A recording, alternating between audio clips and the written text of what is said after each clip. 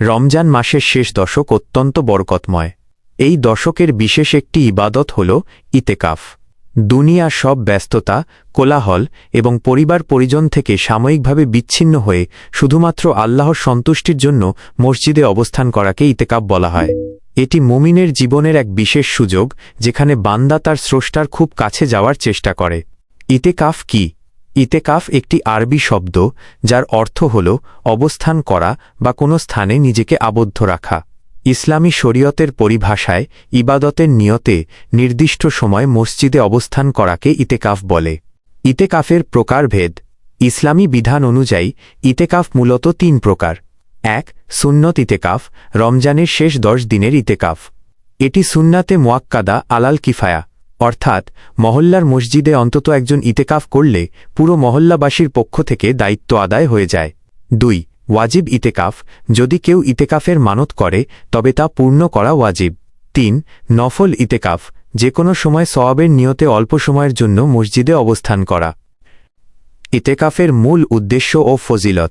ইতেকাফের মূল লক্ষ্য হল মহান আল্লাহর নৈকট্য অর্জন এবং লাইলাতুল কদর তালাশ করা। এর কিছু বিশেষ ফজিলত নিচে দেওয়া হল। লাইলাতুল কদর প্রাপ্তি। রমজানের শেষ ১০ দিনের বেজোড় রাতগুলোতে ২১, ২৩, ২৫, ২৭ ও ২৯ লাইলাতুল কদর লুকিয়ে আছে। ইতেকাফকারী ব্যক্তি যেহেতু পুরো সময় মসজিদে কাটান, তাই তার জন্য কদরের রাত পাওয়া এবং ইবাদতে কাটানো অনেক সহজ হয়। গুনাহ থেকে মুক্তি। ইতেকাফ অবস্থায় বান্দা দুনিয়াবি সব পাপের কাজ থেকে দূরে থাকে। নির্জনে তওবা ও ইস্তেগফারের মাধ্যমে নিজের অতীত গুনাহ মাফ করিয়ে নেওয়ার এটিই শ্রেষ্ঠ সময়। হৃদয়ের প্রশান্তি।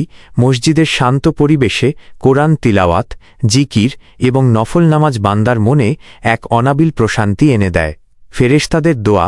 ইতেকাফকারী ব্যক্তি যতক্ষণ মসজিদে ইবাদতে মগ্ন থাকেন, ততক্ষণ আল্লাহর ফেরেশতারা তার জন্য রহমত ও মাগফিরাতের দোয়া করতে থাকেন। ইতেকাফের আদব ও নিয়মাবলী। ইতেকাফ সহি হওয়ার জন্য কিছু নিয়ম মেনে চলা জরুরি। নিয়ত করা। ইবাদতের উদ্দেশ্যে ইতেকাফের নির্দিষ্ট নিয়ত করতে হবে।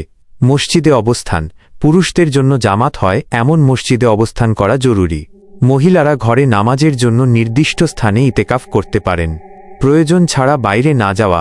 প্রস্রাব, পায়খানা বা ফরজ গোসল ছাড়া মসজিদের সীমানার বাইরে যাওয়া যাবে না। অকারণে বাইরে গেলে ইতেকাফ ভেঙে যায়। সময়ের সদ্ব্যবহার। অনর্থক কথা বা মোবাইলে সময় নষ্ট না করে বেশি বেশি কোরআন তিলাওয়াত, জিকির ও ইলমি আলোচনায় সময় কাটানো উচিত। উপসংহার। ইতেকাফ হল নিজেকে পরিশুদ্ধ করার একটি মাধ্যম।